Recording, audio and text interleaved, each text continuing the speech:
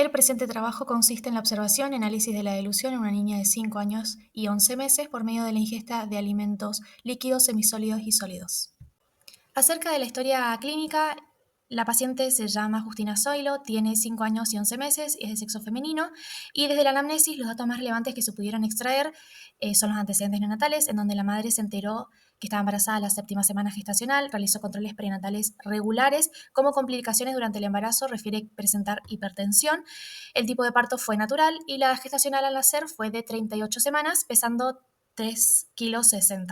Como antecedentes médicos generales, refiere la madre que presenta episodios de broncoespasmos cuando hay cambios climáticos y, en caso de que ocurran, se administra medicamentos como Flixotide y Salbutamol. Fue diagnosticada con displasia de caderas al mes de nacimiento, cumpliendo 2 años de tratamiento por la misma. Acerca de los hábitos orales, se refiere que muerde objetos y presenta bruxismo esporádicamente. La paciente recibió alimentación materna exclusiva hasta los 6 meses y luego mixta hasta los 2 años y medio, introduciendo alimentos sólidos a los 6 meses. Justina prefiere la consistencia de alimentos semisólida y utilizó mamadera desde que dejó de lactar, es decir, desde los 2 años y medio hasta los 4 años. En cuanto a su sueño y respiración, duerme entre 7 a 10 horas por la noche y de 1 a 3 horas por la siesta. Presenta respiración nasal y la mamá refiere que ocasionalmente ronca por las noches. Siguiendo con la evaluación clínica de la deglución, tuvimos en cuenta la observación de la morfología, el factor postural, el sistema motor y el análisis de la prueba de ingesta de alimentos. En cuanto al autonómico, durante la alimentación no se observan signos de estrés como cambios de coloración o náuseas. En cambio, la niña presenta una buena coloración y un patrón respiratorio normal.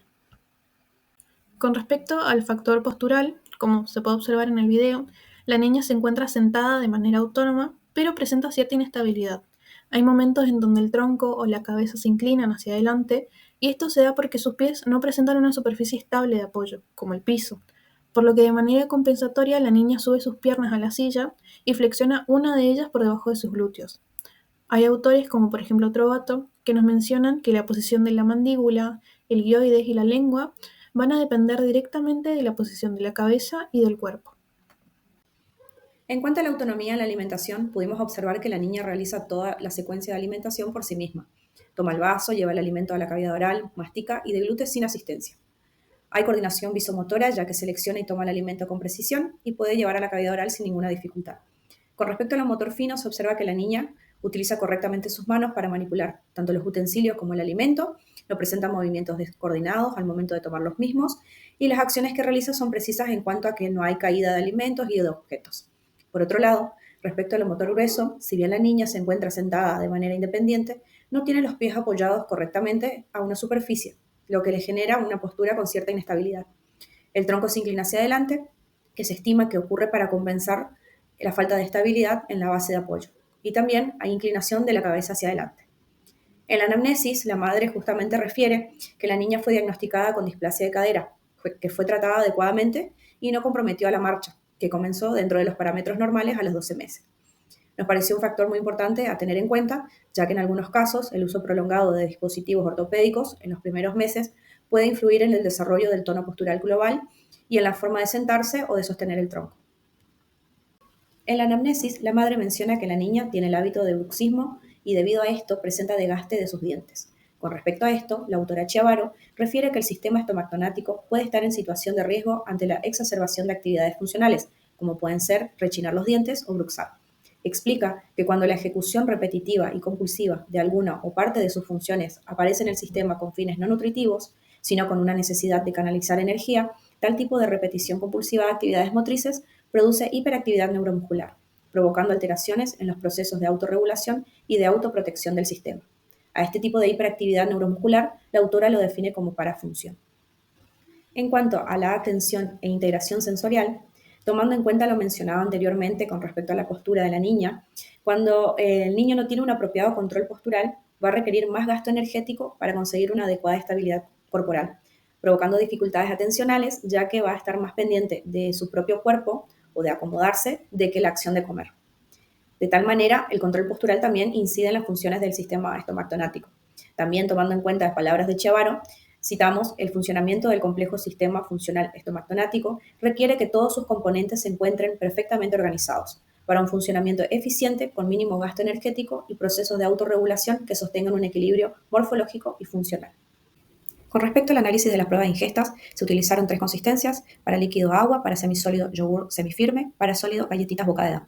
Con respecto a lo líquido, la niña consume el agua utilizando una taza, hay control de escape por comisuras, tiempo de tránsito orofaringeo normal, no tose ni carraspea después de la ingesta, podemos observar que hay coordinación de la respiración y la dilución, no hubo signos de escape anterior ni derrame posterior, pero puede observarse leves restos de líquido en la parte media del labio inferior. Con respecto a los semisólidos, la cuchara que toma la niña está cargada de yogur de manera excesiva, por esto la consume en la totalidad usando en 3 tiempos diferentes. La manipulación del alimento ocurre con la cavidad oral abierta y movimientos linguales anteroposteriores, sin sellado bilabial. Se puede observar una movilidad lateral mínima de la lengua. A los 5 años ya debería haber una proporción lingual más eficiente, con apoyo de la lengua en el paladar y cierre labial adecuado. Se observan restos del alimento en la zona medial del labio superior, que la niña se da cuenta y lo limpia. Luego de la limpieza del utensilio, el labio inferior se encuentra superpuesto sobre el labio superior. Otras observaciones que podemos realizar es que el utensilio utilizado, en este caso una cuchara, podría ser de un tamaño mayor a la cavidad oral o arcada dentaria de la niña, lo que pudo haber dificultado la manipulación del mismo. Con respecto a los sólidos, elige porciones grandes, es decir, bocados grandes, mastica pocas veces, si bien no presenta dificultades al momento de alimentarse, la cantidad que introduce y los tiempos de manipulación del bol alimenticio, que son un poco prolongados, podrían relacionarse con la falta de autorregulación oral. Se observan restos de alimentos de forma de migaja en el labio superior, que la niña lo detecta y los limpia con su mano. También podemos decir que la masticación ocurre con un sellado bilabial, pero al momento de deglutir la niña lo rompe. Requiere de varias masticaciones para deglutir el alimento. La masticación podemos observar que es mayormente unilateral, del lado derecho. En líneas generales, la niña muestra interés por los alimentos, no presentó rechazo a ninguno de ellos y no mostró signos de disconfort en las ingestas. En cuanto al tratamiento, no se enfoca en una patología en específica, sino en una intervención preventiva y reeducativa de la función alimentaria y respiratoria en esta niña que, sin diagnóstico clínico, pero con signos de desorganización en el acto alimentario. Se observan alteraciones como postura inadecuada, masticación unilateral, cierre labial ineficiente, respiración oral, bruxismo y distracción al comer. El objetivo es promover patrones alimentarios seguros y funcionales mediante el trabajo postural, la organización de las fases alimentarias, la autorregulación sensorial y la participación familiar en un entorno adecuado. Se propone un abordaje interdisciplinario con fonoaudiología, odontología y pediatría-neumonología. Como conclusión, en este caso, al no haber una patología deglutoria como tal, pero sí signos de posible funcionamiento desorganizado en el acto alimentario, el abordaje no se centrará en la rehabilitación de una patología, sino en una intervención preventiva, educativa y reeducativa del proceso alimentario.